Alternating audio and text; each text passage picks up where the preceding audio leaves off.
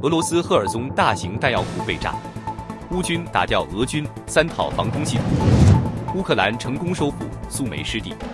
泽连斯基已将俄军阵地夷为平地，乌军袭击沃罗涅日空军基地，俄军又一架轰炸机坠毁非洲，克里米亚空袭骤然升级，乌军击沉多艘俄军船只，乌军精准空袭扎波罗热指挥部，战机联合出击，重创俄军阵地。乌克兰导弹重创俄军运兵车队，俄方核心工厂遇袭。以色列空袭重创伊朗空军高层，哈梅内伊住所遭攻击。伊朗核设施遭重创，反对派军队蓄势待发，准备进攻。以色列在大气层外精准击中伊朗导弹，胡塞领导人住处被袭。大家好，欢迎收看新冷战情事，请大家先为我们的节目点赞、留言，谢谢大家。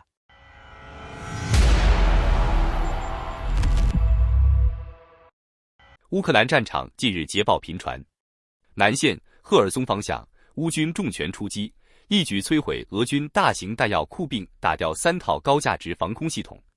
洛尔报告报道，当地时间6月14日，乌克兰第34旅向赫尔松左岸发动猛攻，目标则是俄军控制区的军火库和基地。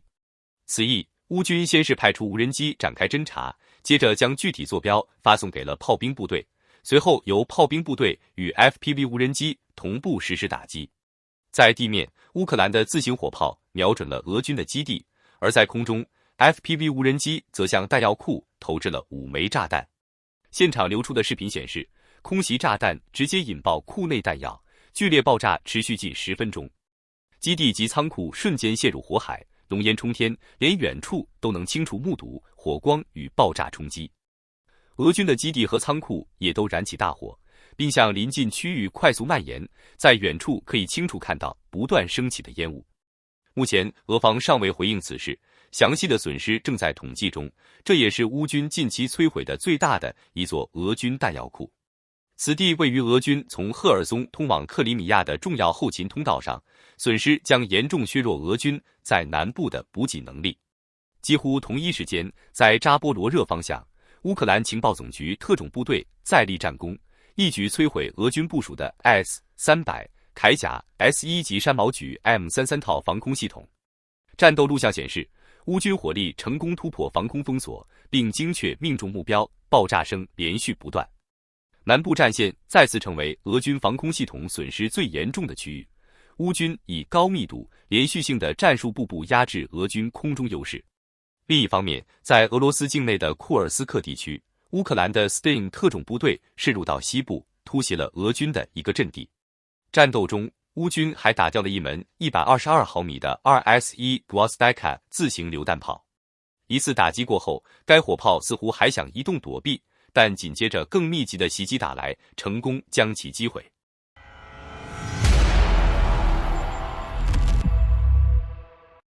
乌克兰战场局势再次发生重大变化，前线传来令人振奋的消息。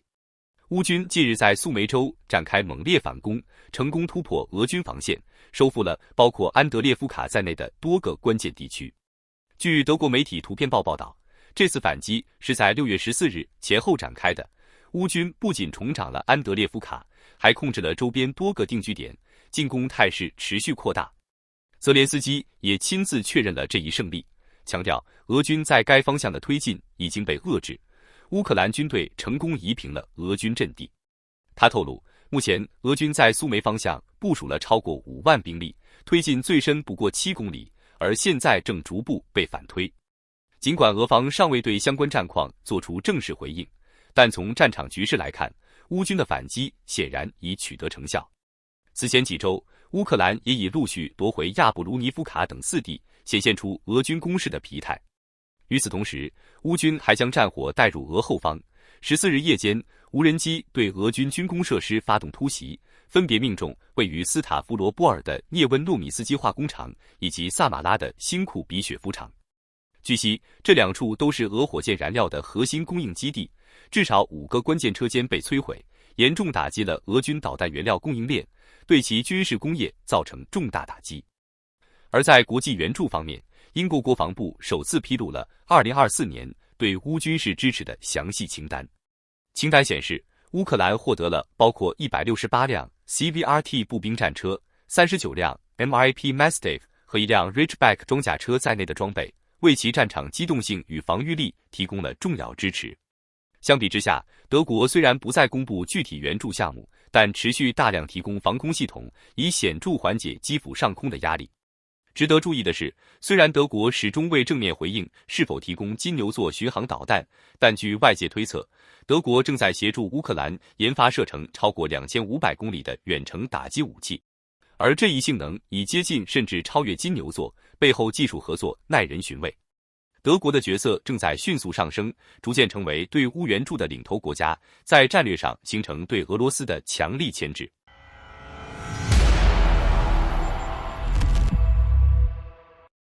乌克兰军队再度发起猛烈攻势，这次的目标是俄罗斯沃罗涅日空军基地。开源情报防御者报道，在当地时间6月15日的夜晚，乌军发射了多架无人机群，直扑俄罗斯最大工业中心之一。随即，沃罗涅日的布图尔利诺夫卡军用机场附近爆炸声轰鸣，俄军的防空系统急速反应，但还是有一架无人机突破封锁，精准击中目标。现场视频中，机场内的火光一闪而过，而目击者因爆炸产生的冲击波迅速四散逃离。俄方目前尚未做出详细回应，不过值得注意的是，他们在前一天曾宣布击落了75架乌军无人机。根据现有信息，这次袭击对沃罗涅日空军基地造成了不小的破坏，虽然战机损失尚未明确，但从现场的火光和爆炸来看，机场设施无疑受到了重创。这是沃罗涅日的空军基地在1周内遭到的第2次袭击。乌克兰军队正加紧对俄军机场的打击，接连摧毁俄军的战机，迫使俄方不断调整部署。同时，在遥远的非洲，俄军的损失也同样惨重。一架苏24战斗轰炸机在西非马里被击落。令人意外的是，这架苏24才刚刚部署到马里，原本是为了建立所谓的非洲空军基地，而他刚刚完成任务，返航途中便遭遇了当地反对武装的伏击。这个事件背后有着深刻的背景。马里的反对武装在过去曾得到乌克兰的支持，他们去年在此地给了俄罗斯雇佣军瓦格纳一次沈重打击。更引人关注的是，俄罗斯近期的空中损失逐渐增多。早些时候，一架苏25攻击机在巴赫穆特的战斗中被自己人误击。与此同时，乌克兰的战机也在频繁出击。最近一架米格29战机在北部战场上向俄军基地发射了 AASM 垂丝炸弹，成功摧毁了目标。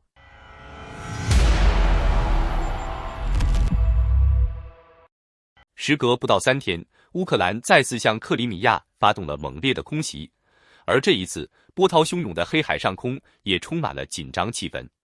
当地时间6月14日晚上，数百波空袭几乎同时轰炸了俄军在克里米亚的多个军事设施，尤其是机场。这些空袭持续了长达3小时的猛烈交火，伴随着俄军防空系统的剧烈反应，整个地区的天际线被战火点亮。战斗爆发后，克里米亚上空弥漫着黑烟，民众甚至能听到几声巨响，爆炸的火光映照在夜空中。从社交媒体和前线视频来看，克里米亚的军事机场附近基础设施严重受损，而损失的具体情况，尤其是战机的损毁程度，依然无法确认。俄罗斯国防部随后宣布，他们成功击落了70架无人机，但对于这些空袭造成的具体损失，却未做出进一步回应。值得注意的是，最近俄方在克里米亚的克什区将一座民用机场秘密改造为军事空军基地，并部署了更多防空系统。卫星图像也显示，俄军正在加紧建设，准备增强其防御力量，尤其是加强克里米亚大桥的防护。这座桥曾被乌军炸毁，给俄方带来了不小的压力。在克里米亚海域附近的赫尔松战线，俄军的进攻显得愈加激烈，他们意图强行突破第聂伯河防线。可惜，乌克兰军队的反击同样不容小觑。在三角洲地区，乌军第40海防旅击沉了多艘俄军登陆艇，甚至一艘俄军军舰就在距离岸边不远的地方被成功摧毁。爆炸引发了巨大的波浪，水面塘幅被撕裂。这些战果意味着俄军依然无法在第聂伯河沿岸找到立足点，乌克兰军队在此地的反击战术不断奏效。而在南部的梅利托波尔地区，亲乌克兰的游击武装 AT 也发动了破坏行动，他们成功摧毁了俄军的一辆军用卡车，重创了敌军的后勤运输线。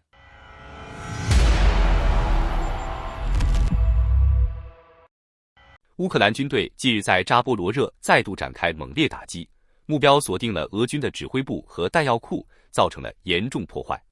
Astro 的报道称，这场空袭发生在当地时间6月14日，乌克兰空军再次派出米格29战斗机，搭载制导炸弹，对扎波罗热方向的俄罗斯军事设施发起精准攻击。俄军的指挥中心遭遇直接命中后，不仅被摧毁，附近的弹药库也在剧烈爆炸中被夷为平地，现场升起了浓烈的蘑菇云，爆炸波及周围区域，整个区域一片废墟。根据现场视频，乌军的导弹准确锁定目标，摧毁了俄军的核心指挥设施，并造成了大规模的次生爆炸。从爆炸规模来看，这次袭击可能是近期俄罗斯在该地区遭遇的最大一次打击。尽管俄方尚未对此事做出正式回应，但破坏程度显然巨大。除了空袭，乌军无人机部队也对扎波罗热的后勤基地发动了突袭，摧毁了大量军车和物资，现场满目疮痍。这些行动是乌军近期在南部战线反攻的一部分，表明乌军不仅在空中打击上取得了显著进展，还成功减缓了俄军的进攻节奏。随着战斗的不断升级，乌克兰的空中优势正逐渐显现，米格29和 F-16战机的频繁出动，让俄军的空军活动变得越来越稀少。事实上，乌克兰驻网行动的成功实施，已迫使俄军的轰炸机后撤至远东地区，显露出俄空军的空中优势逐步下滑。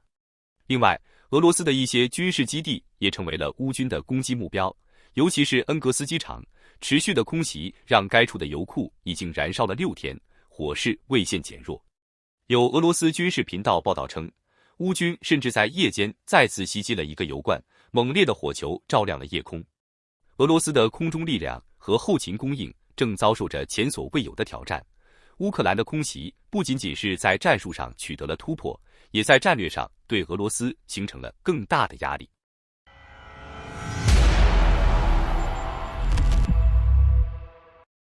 乌克兰军队在东部战场上再度展开精确打击，标志着他们对俄军的反攻逐步升级。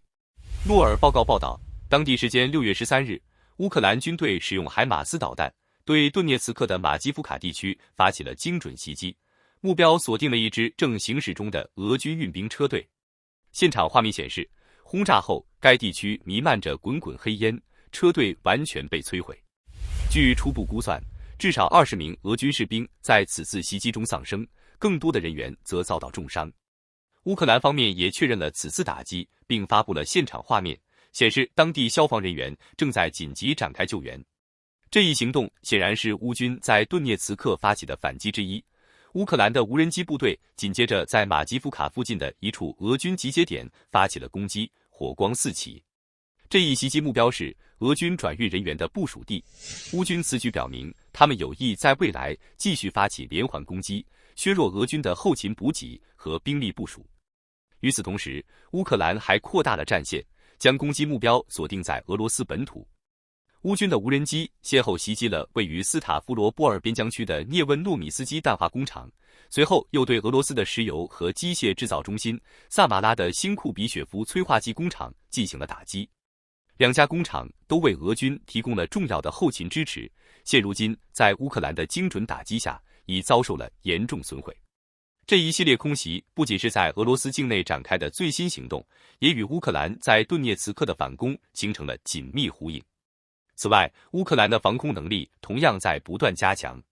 近期，他们从德国接收了第7套 IRIS-T 防空系统，这将极大增强乌军的防空能力。值得注意的是，乌军的第540导弹旅已经通过该系统成功击落了7枚敌方巡航导弹，进一步证明了乌克兰在防空战斗中的优势。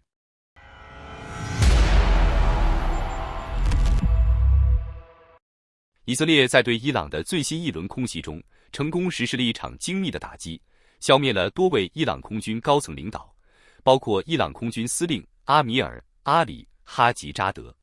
路透社报道，这次袭击发生在6月13日夜间，目标是伊朗空军的核心指挥官，甚至包括正在开会讨论如何反击以色列的伊朗军官们。根据以色列情报机构摩萨德的透露，这些伊朗军事高层实际上是被以色列骗到一个地下指挥中心开会的。一旦他们聚集到预定地点，以色列战机迅速出动，发射多枚钻地炸弹，瞬间将这个秘密会议地点夷为平地。除了哈吉扎德，这次袭击还重创了伊朗的空军高层，包括伊朗航空部司令达乌德·西西安和无人机指挥部负责人塔赫尔·普尔等人。值得一提的是，哈吉扎德在伊朗对以色列的多次空袭中扮演了关键角色，特别是在无人机和导弹攻击方面。随着这些关键人物的丧生，伊朗的空军指挥系统遭受了前所未有的打击。与此同时，关于伊朗最高领袖哈梅内伊的住处遭袭的消息也在传出。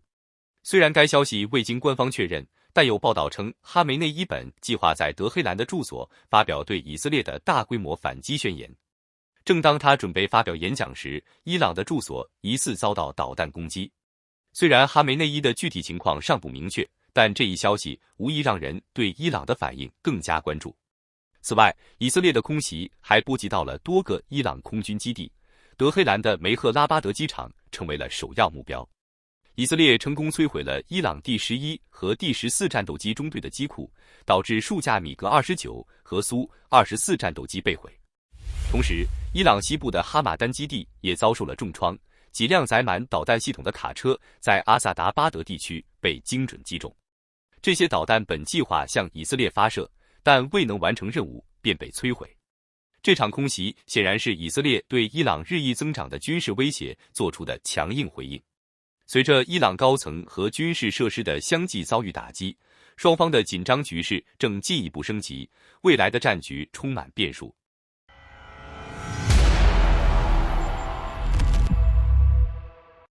以色列对伊朗首都德黑兰的核设施和军事指挥中心发动了一系列空袭，造成了严重损毁。与此同时，有消息称，伊朗的反对势力也已集结准备发动反击，局势进一步升级。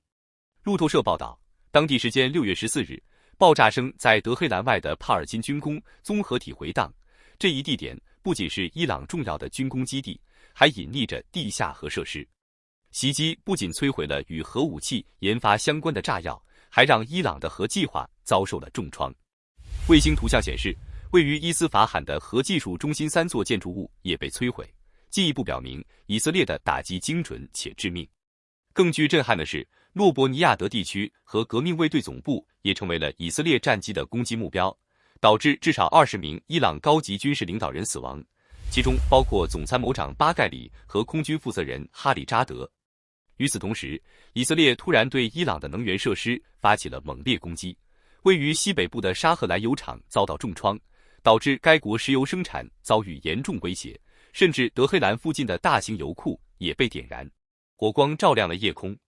不仅如此，以色列还精准打击了伊朗的导弹基地和空军机场，摩萨德特工甚至在德黑兰市中心发现并摧毁了一个隐藏的导弹设施。这一系列的攻击行动让伊朗的军事防御体系岌岌可危，尤其是一些空军基地和雷达站也遭到猛烈袭击，浓烟四起。另一方面，以色列的空袭开始促使伊朗的反对军有所行动。据透露，伊朗自由军等反对势力已公开宣布准备进军德黑兰。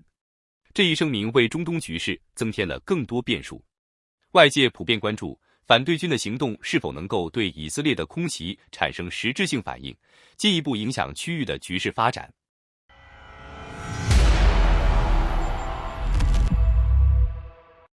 在经历了数轮猛烈的空袭后，伊朗决定反击。以色列的防空系统瞬间启动，甚至在大气层外成功拦截了来自伊朗的弹道导弹。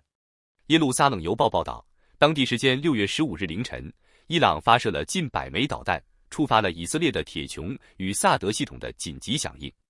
视频显示，萨德系统在大气层外精准击中了飞来的导弹，爆发出耀眼的光芒，成为全球关注的焦点。然而，并非所有导弹都被拦截住。海法和耶路撒冷等城市传出了爆炸的声音，特拉维夫南部的居民区也遭到了直接打击，导致大规模的房屋毁损，伤亡情况正在统计中。在伊朗的反击下，以以色列空军再度出动，派遣 F-35与 F-16战机对伊朗目标展开空袭，甚至宣布已经完全掌控了从伊朗西部到德黑兰的空中行动自由。